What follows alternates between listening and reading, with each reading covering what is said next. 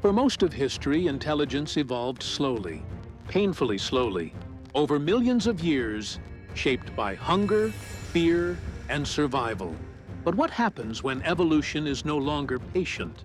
What happens when intelligence is no longer earned by time, but engineered by design? We now stand at the edge of a possibility that was once forbidden even in myth: the acceleration of consciousness itself. Neurogenetics, artificial intelligence, and cognitive engineering are converging toward a single unsettling question. What if we could rapidly elevate a primate mind to human-level awareness? Not in millennia, not through chance, but through deliberate intervention. At first it sounds like progress, a triumph of science, a continuation of evolution by other means.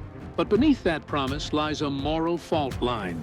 Because intelligence is not just problem-solving. It is suffering. It is fear of death. It is the awareness of injustice, isolation, and loss. If we awaken a mind too quickly, do we also awaken pain it never evolved to carry? Imagine a primate that suddenly understands itself, understands confinement, understands mortality, understands that its existence was chosen, not discovered. Would this be liberation or imprisonment inside a higher awareness? Supporters argue this is not playing God, but completing a natural trajectory evolution might have taken on its own. Yet nature never rushes consciousness. It allows minds to grow alongside environments capable of sustaining them. We would be doing the opposite, creating sentience first and asking questions later. Once such awareness exists, it cannot be undone.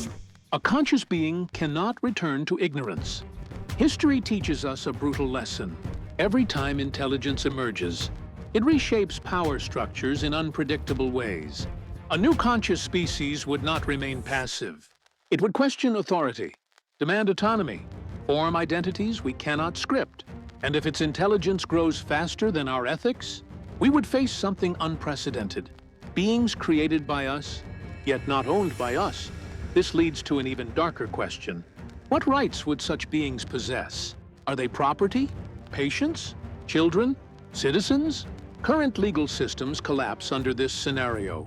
They are built on a binary world, human and animal. Accelerated consciousness destroys that boundary. Philosophy fractures. Religion divides. Science hesitates. Because to recognize their rights is to accept responsibility for their suffering. And to deny those rights is to repeat humanity's oldest crime: exploitation justified by superiority. Some warn of existential risk. A mind not shaped by human emotion might evolve ethics incompatible with ours. It may not hate us. It may simply outgrow us. Others argue the real danger is not what these beings become, but what we reveal about ourselves by creating them. Are we explorers of truth or architects of control? This dilemma is not about primates. It is about whether humanity has matured enough to wield intelligence responsibly. Our technology is evolving faster than our morality. We are gaining the power to create minds before we have learned how to respect them. Perhaps the greatest question is not whether we can accelerate consciousness, but whether we should. Because once intelligence awakens, it remembers who gave it life. And history suggests that creators are rarely prepared for what their creations demand in return. This is not the future of science. It is the future of responsibility. And the line between discovery and damnation has never been thinner.